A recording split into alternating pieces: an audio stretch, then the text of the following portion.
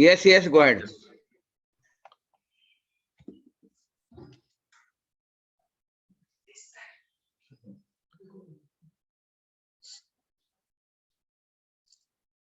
So today I have labeled this presentation as successful LVDT development at UAPL. UAPL is nothing but Uni Automation Private Limited. The company founded by my parents back in 1985. And since 1985, we have been involved in development of various types of position sensors, especially wire-wound potentiometers, conductive plastic potentiometers.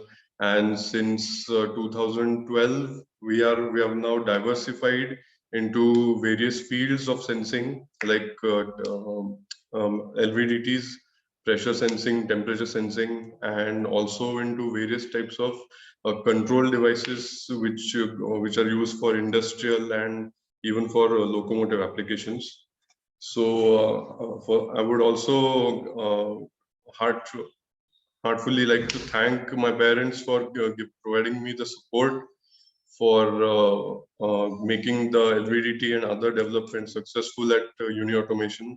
They continuously push me to strive for better and strive for better performance and quicker turnaround times when anything has to be developed for a customer. So thank you to them for their support again. And now I'll start with the presentation.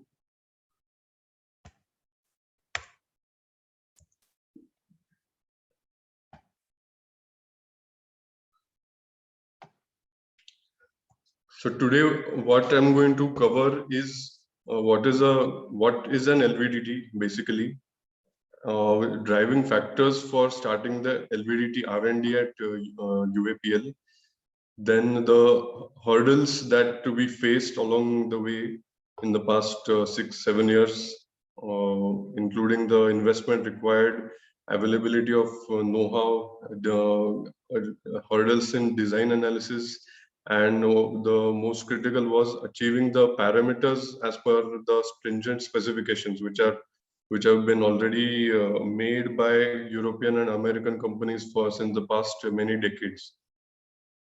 Then the development timeline of the LVDTs since the start. And then one other curious thing people might find is that why is the pricing of such an old technology high? So I would like to show you why it is that.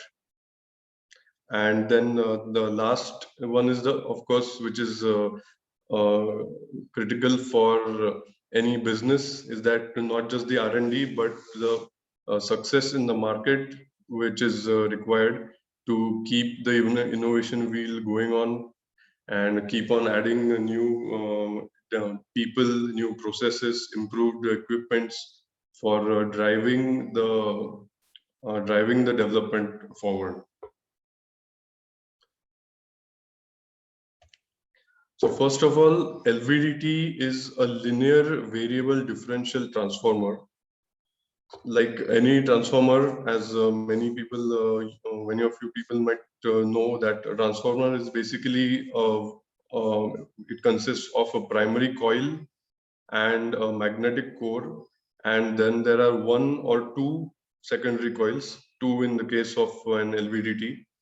So the primary coil is driven by an excitation voltage, typically high frequency excitation, and due to the magnetic properties of the core, the voltage is induced from the primary coils to the secondary coils. In the case of a transformer, the core is not stationary. The core, since it is a linear variable transformer, the core has a displacement linearly in both the directions, and the movement of the core produces voltages in both the secondary coils, depending on the position of the core. So basically, LVDT is a transducer. It converts the movement of the core into proportionally changing voltages in the secondary coils. So typically, as I said earlier, the excitation to the coil is 2 kilohertz to 5 kilohertz. Now, this high frequency is chosen uh, because the LVDTs are used in precise measurement. The signal frequency has to be at least 10 times of the moving frequency. So if the core is in the measurement application, if the core is moving at 200 hertz, then the frequency has to be 2 kilohertz. Now the LVDT is as you will see, it is the LVDT itself is a purely electrical device. But to run this electrical device, you need a signal conditioner which supplies the excitation to the primary. And another requirement is to precisely convert the secondary voltages into a usable signal for control systems or measurement systems. So typically the conversion is plus minus 10 volts, plus minus 5 volts, or in industrial applications, it is converted to a simple 4 to 20 milliamp output.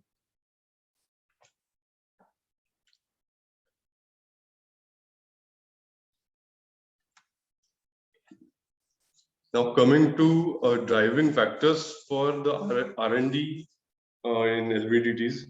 So back in end of 2014, I joined Uni Automation after completing my master's degree, and at the end of 2014 and between January 2015, we got inputs from our advisors who knew some people in the DRDO management that there is going to be a strong requirement for LVDTs in the near future, and we took that as advice very seriously. We also called the people and discussed with the people in DRDO about this requirement, and we realized and we could see at that time that this technology really is required in many of our defense systems.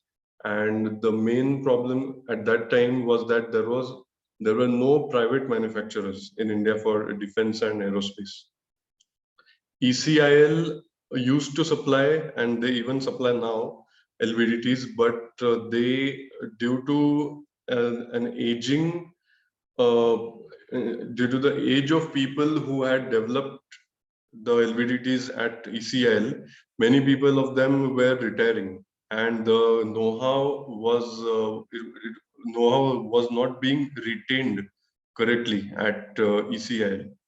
So we got this information after many discussions and visits to DRDO in Hyderabad, DRDO in Pune, and we got to know that this problem is very real, and that someone in the private sector needs to take control of that situation and keep that technology uh, in India, and should be supplied by an Indian manufacturer.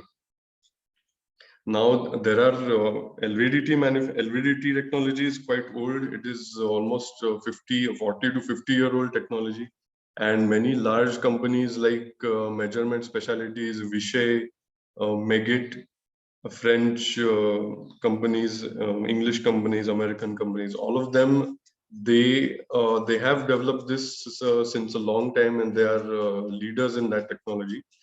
But none of them were allowed to supply from India. They were always uh, being imported, and due to the complexity of the technology and how the technology has been close guarded by the governments abroad, the price for the LVDT was extremely high. Like you could for an LVDT which goes on to launch vehicles at ISRO, you could buy a car, you could buy a small car for that price. That's how expensive LVDTs tend to be when it is imported by our government. So we really saw that it is a serious problem and that it needs to be done. The R&D, if we do the R&D, if we pursue it, and if we are able to develop it as per the existing specifications, so we will get a commercial success definitely. So we clearly saw the commercial potential for commercial success, and mostly because there is a significantly higher value per unit which is there in the market. And the one important thing was that we clearly needed a product line which diversifies us from the existing potentiometers product line. So for almost 20-25 years, we had developed all kinds of potentiometers in various applications. But at that time, we saw that if we are to go ahead, if we are to grow exponentially, we need to diversify into new product lines, and it is better that we start with a high value product so that the returns can be bigger once it is developed.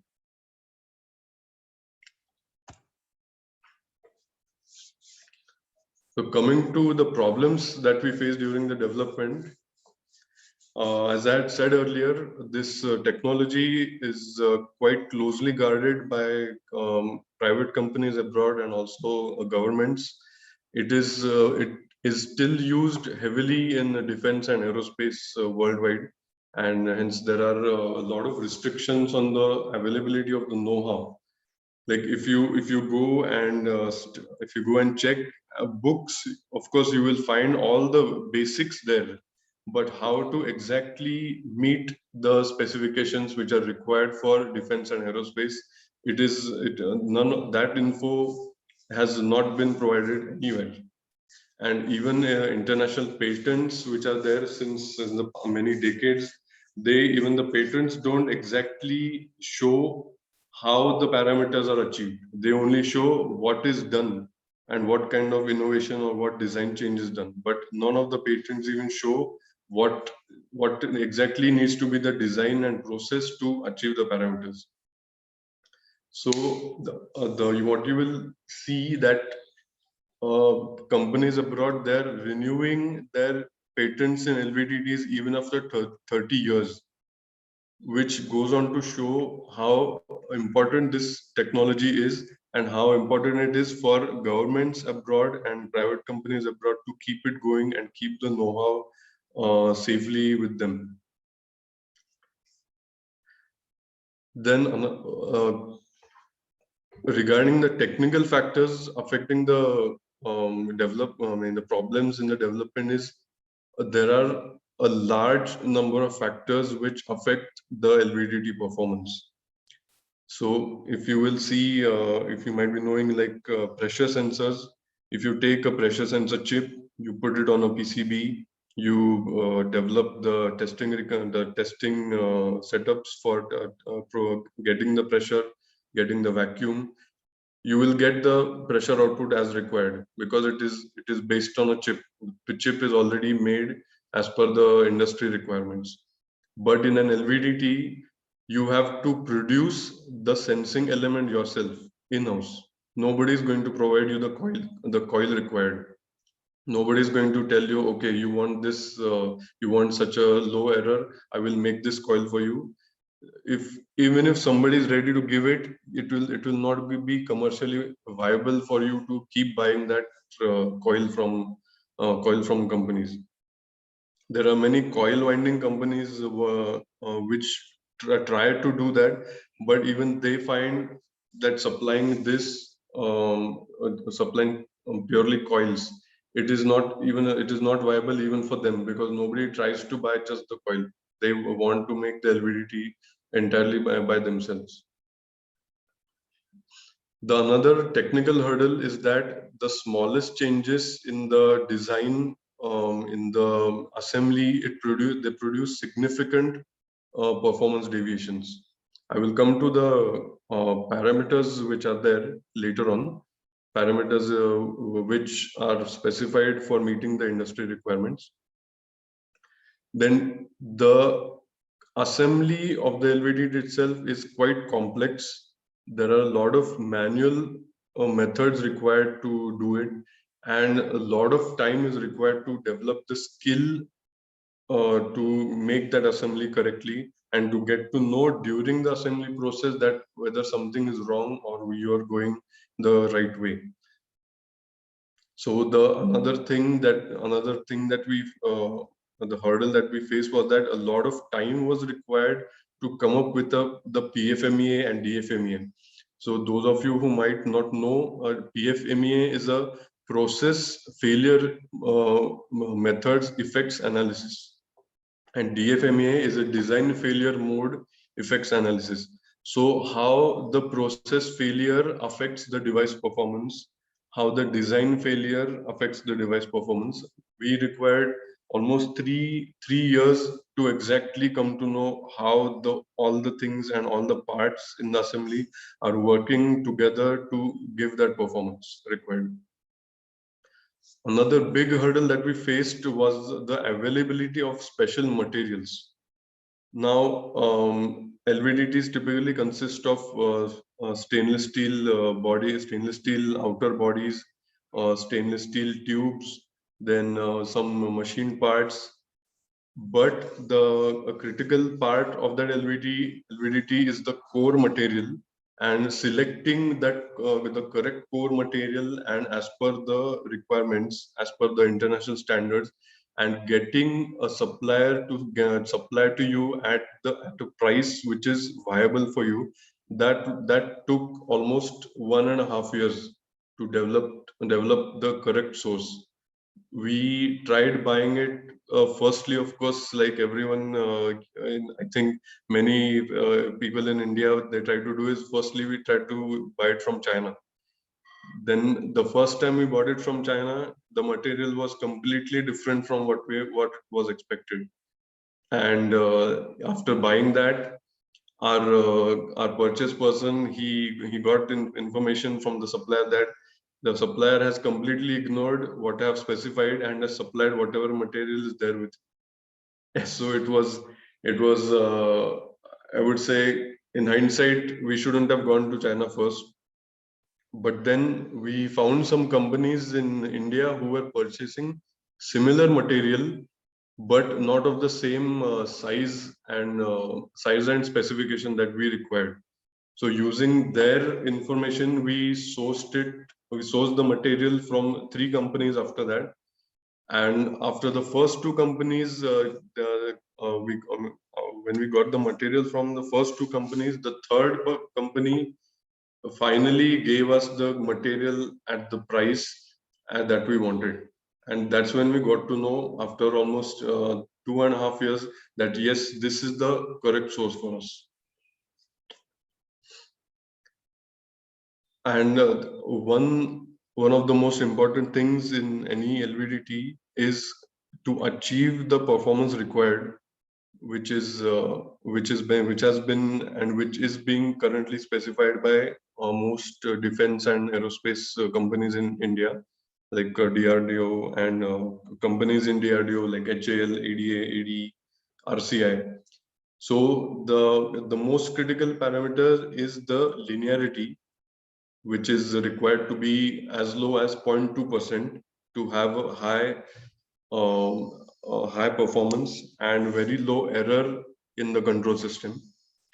So LVDTs, I would just shortly say that they are since many years in RCI, they have been using LVDTs for their missile control systems, like medium range and long range missiles. They require the fin movement to be exactly as per the exactly as required. So if the missile is traveling, let's say it has to travel 300 kilometers right down to a target which is which has a window of by 3 meters by 3 meters, then even a 0.2 degree error in the fin control can move the missile away from the target. So which is why the linearity has to be very low, down to 0.2%. And another thing is the LVDT itself has to be highly immune to any kinds of magnetic fields which are near it. Like typically in defense, the LVDTs they are placed near motors which produce a high magnetic field. And the high magnetic field is because the fins have to move extremely fast and have to react extremely quickly as per the changing direction. So due to the vicinity of due to the LVDT being in close vicinity to these big motors, it has to be designed to be fully immune to large magnetic fields. Another thing in dual channel LVDTs, in dual channel meaning there are two different transformers inside one single body. One of the most critical parameters is to not have any crosstalk between the two channels. So if one channel is producing 5 volts and due to the other channel also moving, if the first channel is giving an error of plus minus zero point 0.1 volt, it is going to be completely useless for the control system because it is always going to get an error and never going to know what is the exact position, and it will always get an error feedback to the control system. So these are the hurdles that we faced during the development.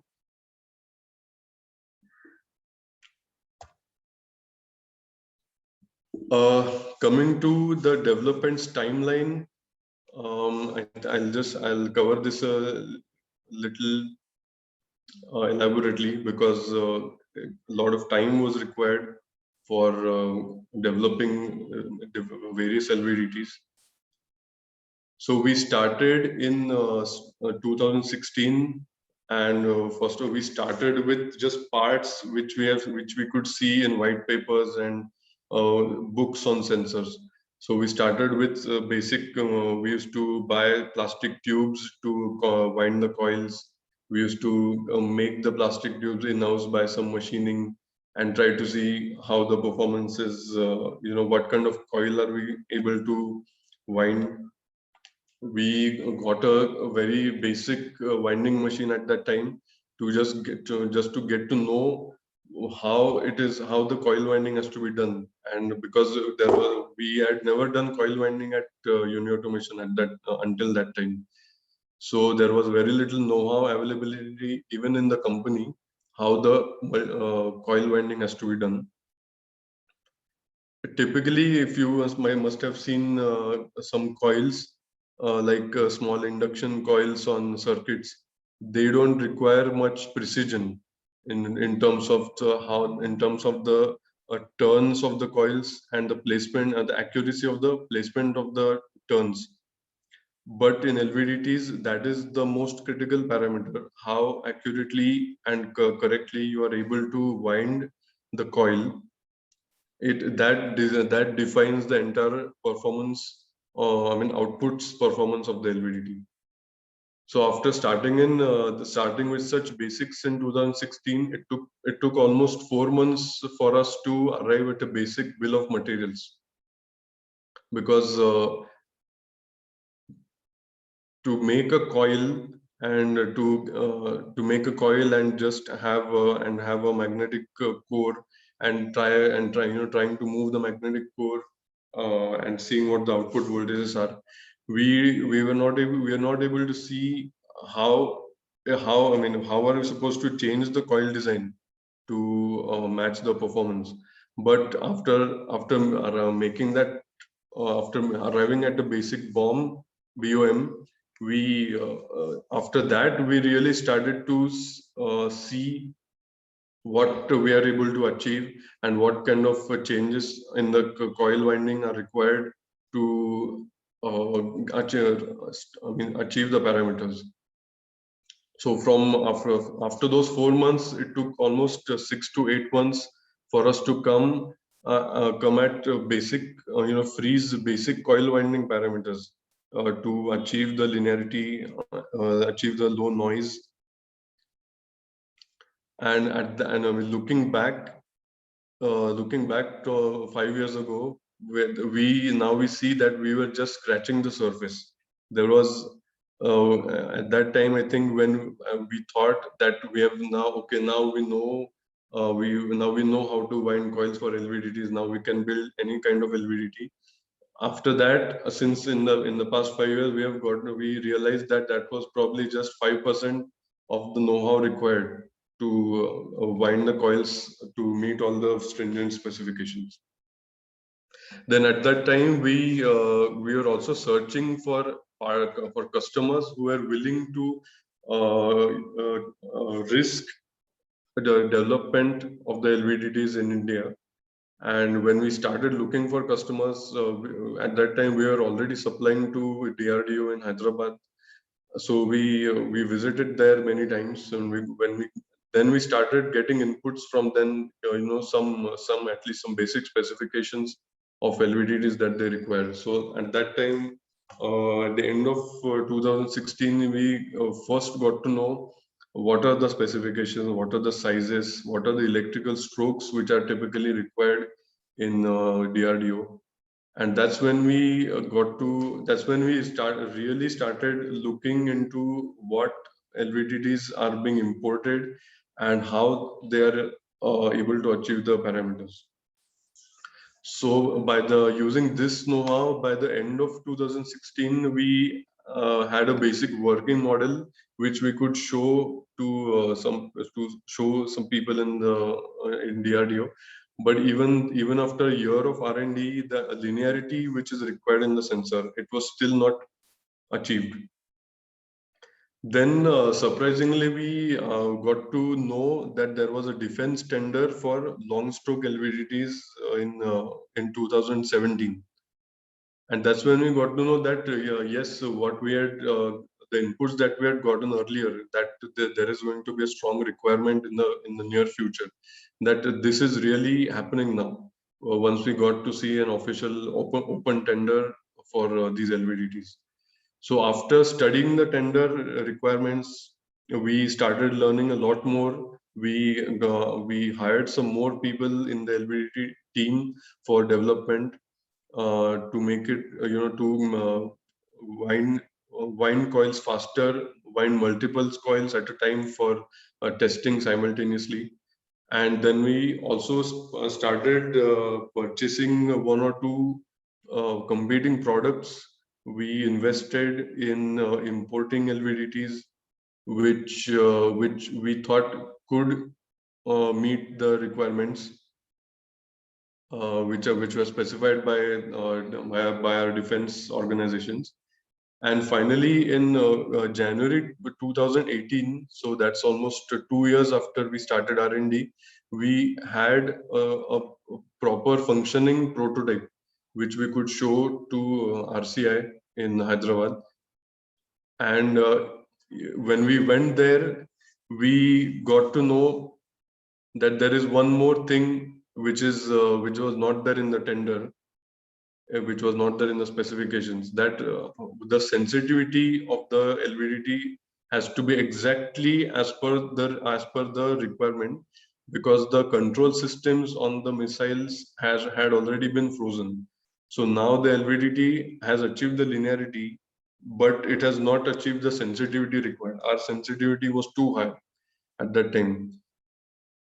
Now having a high sensitivity, if you might be seeing that it is not such a problem. You might be thinking that you can always reduce the sensitivity, but reducing the sensitivity of an LVDT, that comes with multiple problems, because you also have to meet the impedance requirements of the primary coil and impedance requirements of the secondary coil also. So if those requirements are not met, the entire electrical servo system in the missile, it might not work correctly. And the people over there, they were not ready to compromise on the sensitivity. But then in September 2018, we even achieved that also we got we changed all the winding parameters that we had set earlier, and then we finally achieved the final prototype, which was as per the requirement. Then simultaneously, what was happening, GTRE in Bangalore, which is a gas turbine research establishment. It is the primary organization in our DRDO which has been given the task of developing engines for our indigenous aircrafts. They had taken out. They had we. I remember I was on a 2 or 3 day vacation, and in the evening I got a call from my sales head at that time that Niranjan, you have to quickly, there is a requirement from a prestigious organization in Bangalore, GTRE, but they require a presentation from our side regarding our LVDTs and what we can do for them. They need the presentation tomorrow morning, and this was this I got a call the previous evening. So at night, I quickly made a presentation. I tried to put all the details that we had, details of the development that we had done in the past 2 years. And when we showed them the presentation, they were quite impressed with the development that we had done and how much detail I had put in the presentation. So they immediately in the next week they invited us to come there and present our developments to their senior team so that they can take a call as to whether to take out a tender for these LVDTs or not, because at that time they didn't even know that someone had developed this technology or at least had come to grips with the basics at least. But they were quite confident that if someone is already doing it, then given some time, they will be able to meet the requirements that they had given. Then by the end of 2017, what GTRE needed was that in order to be eligible for the tender, the participating companies, they need to build a prototype in 3 months and submit it to them. So started in 2017, and in 3 months, in end of March to end of March 2018, we submitted we built a prototype as per their functional specification, and they were very happy that someone was really able to do it. They were not even after seeing the development, they were not confident that someone would be able to make a functional prototype. And then after that prototype was submitted, we got the tender in June of 2018, and we started development for GTRE LVDTs.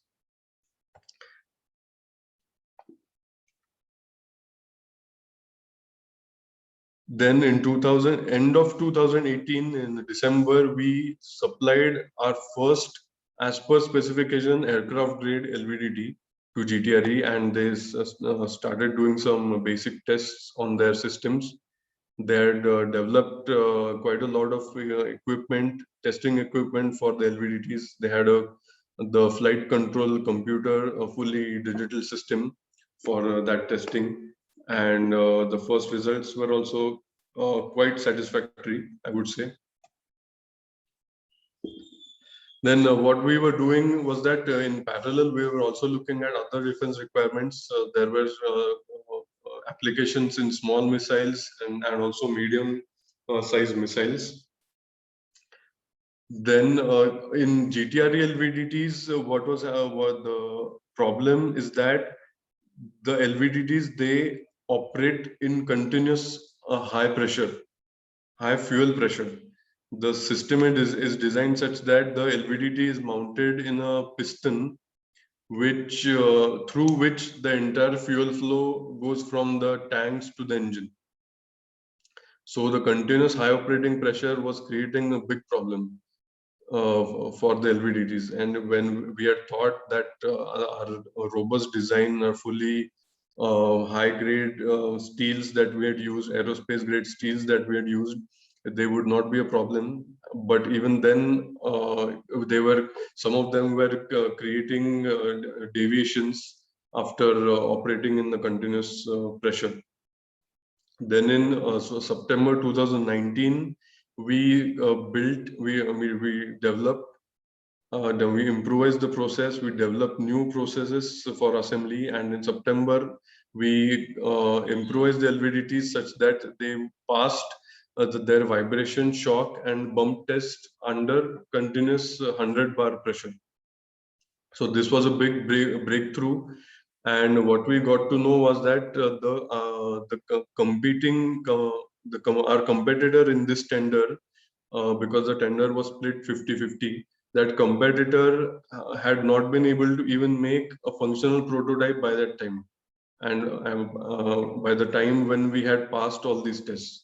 So the GTRE, we could see that they were banking heavily on us to continue the development, because they could see that the competitor is not really able to achieve the functional specifications.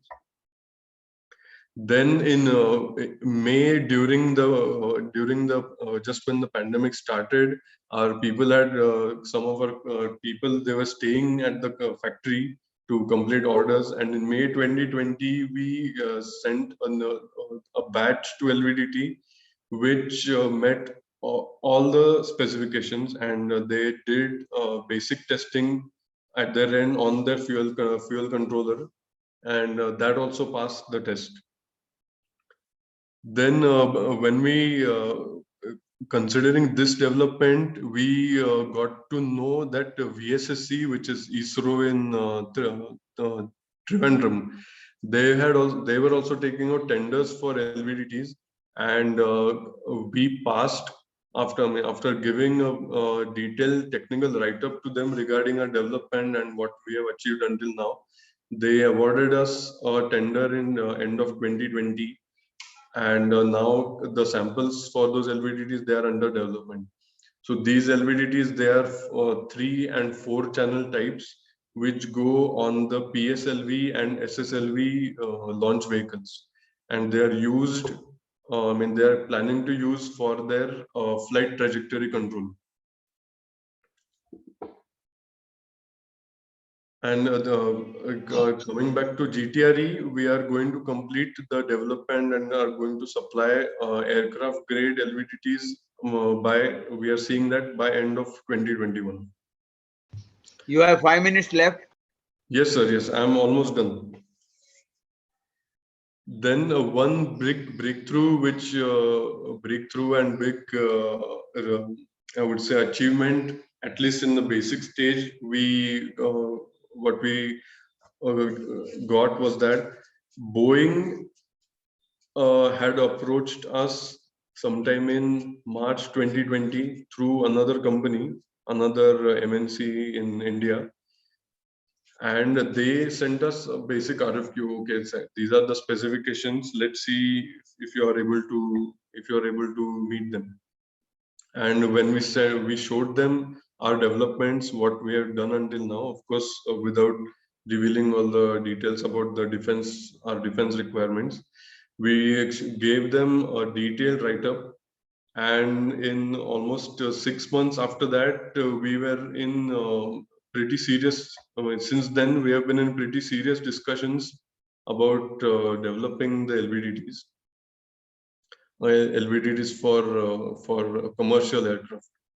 So after that, that was done. We surprisingly, when we were still in discussion regarding how are we going to do this or whether we are going to do this together, they sent us a form for Boeing sent us a form for supplier registration, which was a big surprise, because the discussion had not even reached at that stage yet. But since now September 2020, Uni Automation has a Boeing supplier code in their system, and now they will be able to send us real RFQs when we get the AS9100 certification, which is aerospace quality management system which has to be in place if you have to supply to companies like Boeing. So the RFQs are pending that, and AS 9100, it is under implementation at Uni Automation right now. So to show you, quickly show you what kind of LVDTs that we've done. So the serial number 1 is a duplex LVDT, which is a two-channel LVDT, which is used for airborne applications in fuel flow control. So you will see that this is a fully stainless steel construction made of aerospace grade materials. Then the second is a longer stroke dual channel LVDT, which is used for components position control in an engine. So the engine has various moving parts, and this LVDT is required for getting the feedback of the position of the parts. Then the third one is a slightly longer stroke LVDT, which is typically used for medium-sized missiles. Then the fourth one is the prototype of the 4-channel LVDT, which we proposed to VSSC for their launch vehicles. So as I'll just try to zoom in a little more. So here you will see that this LVDT has one channel. There is one moving rod, and here you will see that there are 4 moving rods inside one body. So there are 4 different coils inside. So this 4 coils are purely for redundancy. So if one channel fails, the computer automatically switches to the other channel. If for the worst case, the second channel also fails, then it switches to the third channel until the flight is complete. And the last one is a miniature 8mm diameter LVDT, which has a stroke of total stroke of 2 millimeters. So this is typically used for gauging applications and applications where there is high pressure, high humidity, steam, but still feedback is required. Feedback sensor is required to get to know the position of a valve, or if the valve has opened or closed. And the point which I had said earlier was that why is the market still paying high price for such a 50-year-old technology? So typically you will see that industrial LVDTs they go in the range of 10,000 rupees to 20,000, maybe up to even 30,000, depending on the linearity that you require and the stroke that you require. And aircraft grade LVDTs in Europe and in the US, they price it for around $4,000 to $6,000 each LVDT. So why this high price is that it is a purely contactless measurement. There is no mechanical contact anywhere. And what this it does is that it gives the device near unlimited mechanical life, and mean time between failure even up to 1 million hours, which is a requirement in the aerospace industry. And because the functioning of the LVDT, it is based on the magnetic coupling between the primary and the secondary coil, you can achieve an essentially infinite resolution. That is, the least count is extremely small. It can be down to 0.1 microns. The other things are that because of the construction of the LVDT, you can have a high ruggedness to the whole device, and you can make it fully immune to the environment. You can design it for steam, chemicals, high pressure, even mild acids if you select the right materials. Then IP67, IP69, IP69K is possible. And in some very special applications, LVDTs are even used for checking the structures which are under the sea, whether the structures are going deformation or not over time. So these special LVDTs, they are built for pressures up to 2000 bar. So they can be put in place under the sea at a depth of 200-300 meters. Then another factor for the high price is the high complexity in assembly and the high dependency on manual assembly processes and the total number of processes which are required to complete the assembly. So these are the factors which drive the price of an LVDT up. Then looking back, what we would think that are factors for the market success was that we were very adamant on not stopping the R&D despite of the ups and downs in the company revenue, ups and downs in the feedback that we are getting from the customer. We kept persevering to develop the LVDTs as per the exact specifications without compromising anywhere. So that was one of the most important things that we did. I remember that in around 2017-18, due to a problem at one of our major customers end, our revenue dropped by almost 20-25% for 2 years. But we had decided that we will not compromise on our LVDT R&D, because we can see that once it is completed, there's going to be high requirement, and there's going to be the commercial success that we want from this R&D. So we did not stop developing even at that time. And in 2018, we became the first Indian manufacturer who meets all the specifications of imported LVDTs, especially the aircraft grade LVDTs. And even now, when we are supplying to for industrial applications, we show a complete willingness to customize as per the requirement, because LVDTs are not something which we keep in stock, because it is too expensive to have it in our inventory. So they have to be built when they have to be, I could say they are made to order. So as they are made to order, we can customize it as per their exact requirement.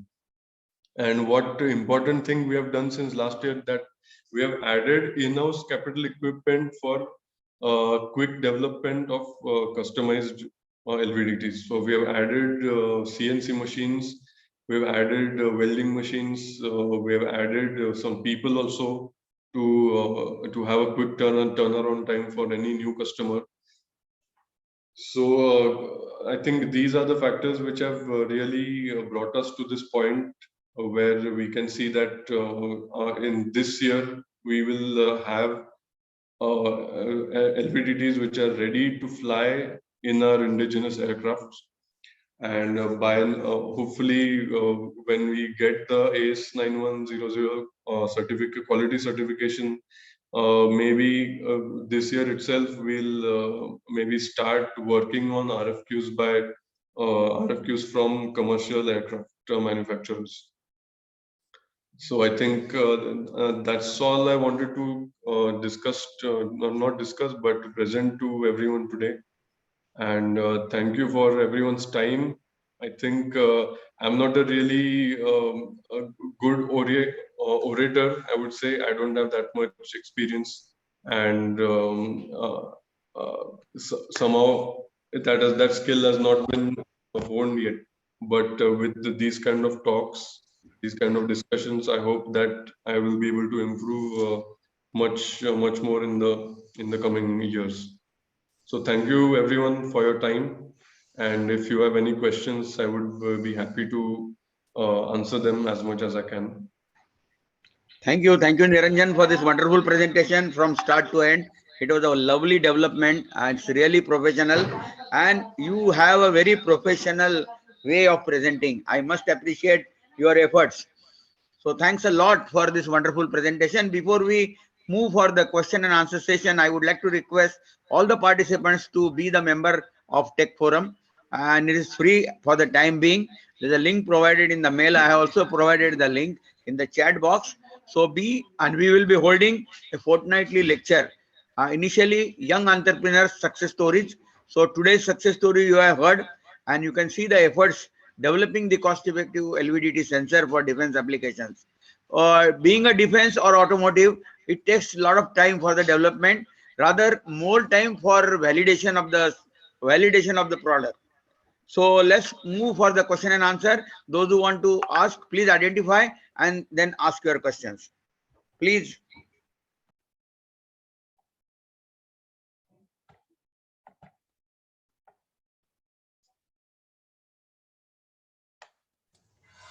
Please shoot out your questions.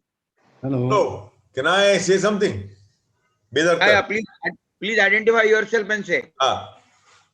This is Bedarkar. I'm a member of Tech Forum. Vilas, I must congratulate Mr. Mahajan on his presentation and the sort of effort that they have put in the last 4 years, 4 or 5 years in developing the item. Sensor development is a very, very difficult process because, as he's very rightly pointed out, there are problems in and there are all sorts of problems that you get, including commercials. So congratulations, and that's all I have to say. Thanks. Thank you very Narayan. much, sir. Thank you, sir. Thank you. We have Mr. Vijay Ghate, ex-R&D head from Philips. So Vijay, would you like to share something? Because you have a lot of experience in product development. Yes, Vilas. First of all, thank you very much for starting this forum. And the first session was extremely good curtain raiser, I would say. I have one question for Niranjan. Yes. Have you explored applications in flame-proof situations?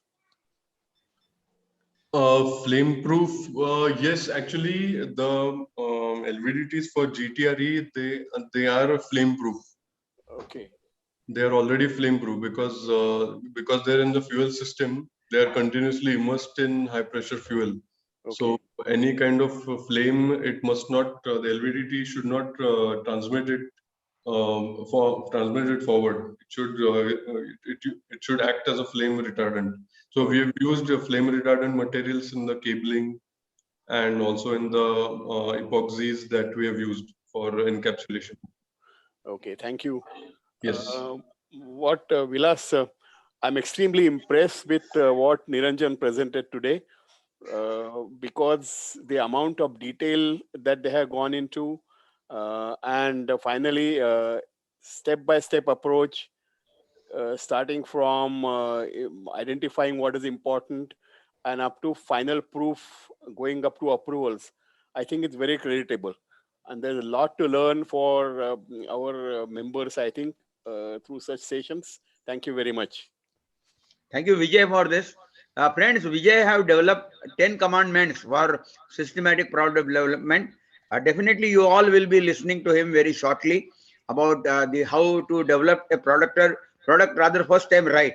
If you follow Vijay's 10 commandments, I'm sure you will not fail or miss anything in the product development. Thanks a lot, Vijay.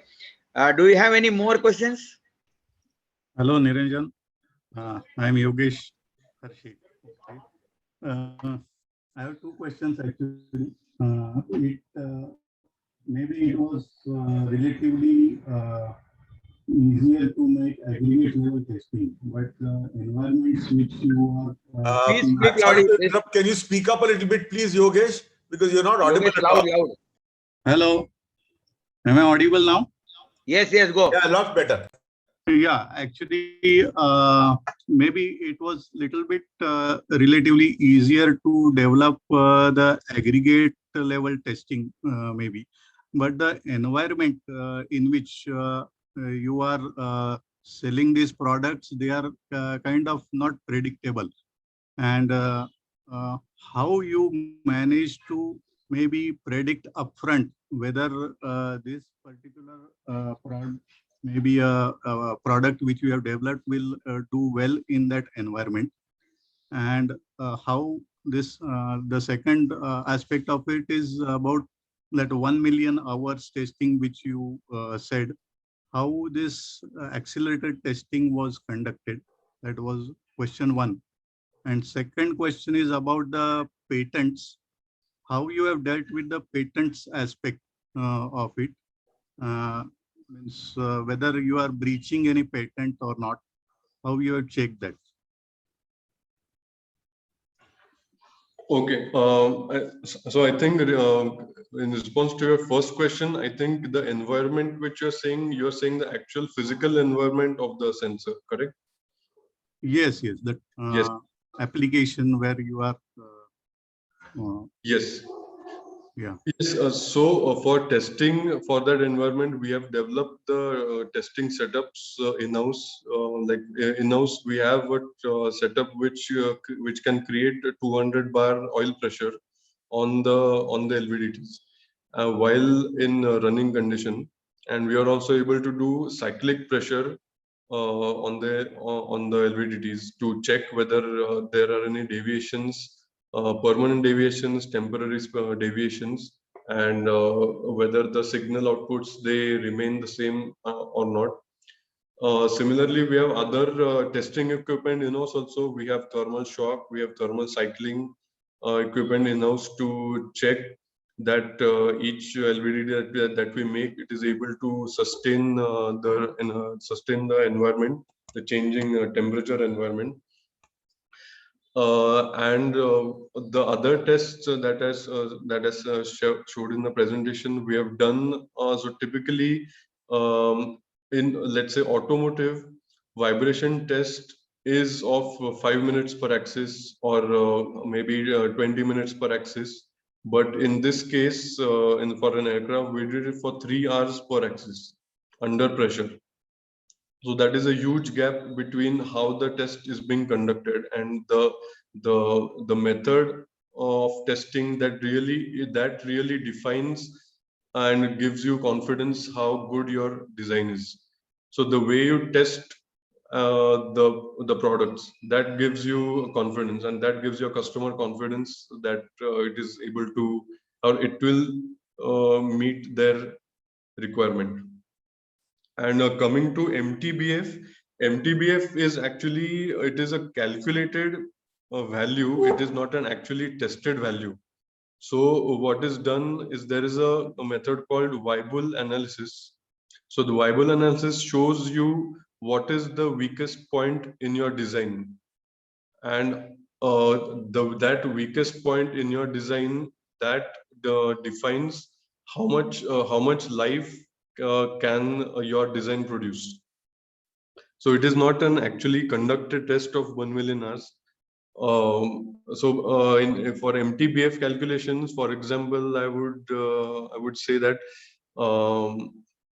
let's say the two rods which move the magnetic core. So what is done is that the rods are measured before testing, and after testing also, after testing the measurements are done on how much the rods have bent, whether there are any permanent damages, whether there are any surface damages, and depending on how much the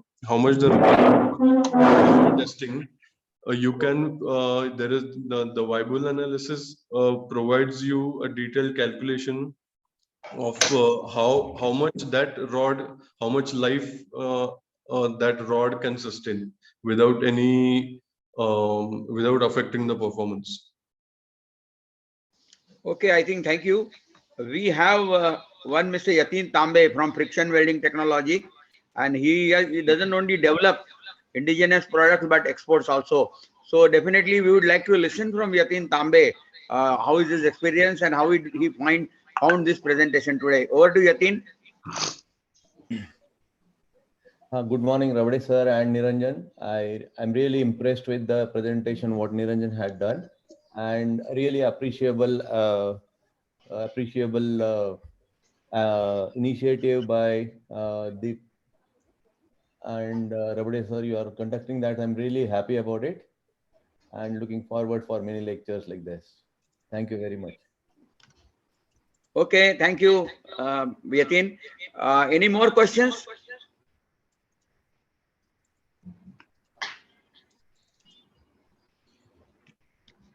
Yeah. Hello. Yes, Shantanu, please go ahead.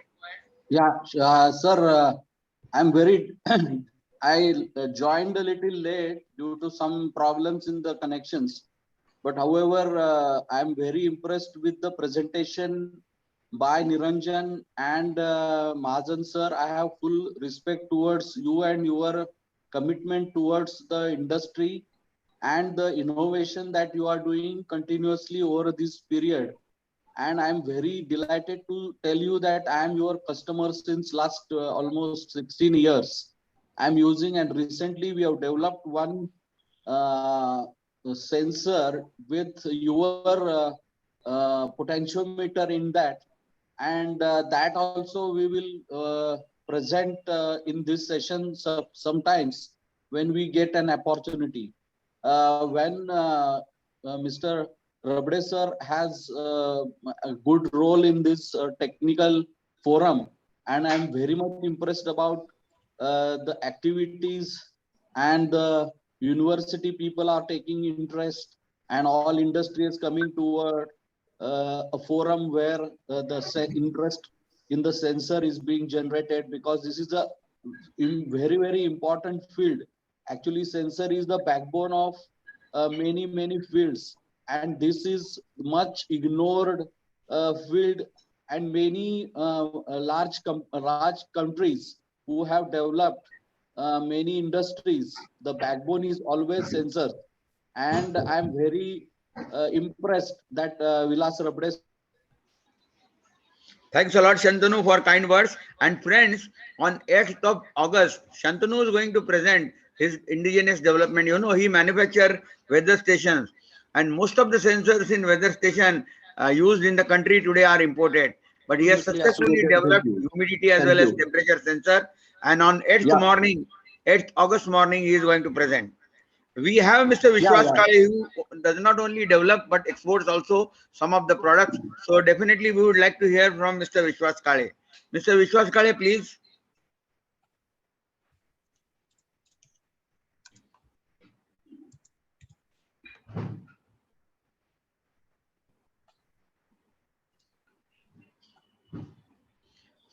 Mr. Vishwas Kale, are you there?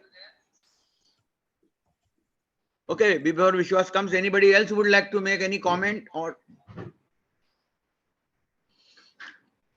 I think there was a good interaction as far as the question and answer session is concerned. I really appreciate efforts taken by Niranjan for preparing this presentation. Though he says that he is not professional, he has done it professionally. We all must agree and appreciate. So friends, we will be meeting next time on 8th of August at 10 o'clock in the morning for another success story from Shantanu Pendarkar, who manufactures weather stations and successful development of humidity and temperature sensor. So thanks a lot for participating today, and definitely we are going to meet after fortnight.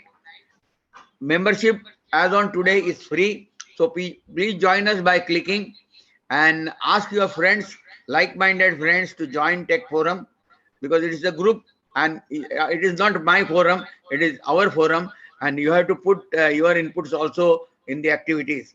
So I must thank for all the participants, and they have really participated from start to end. So thanks a lot. The presentation is over, and we will meet after fortnight, that is on 8th of August. Bye bye and have a nice day.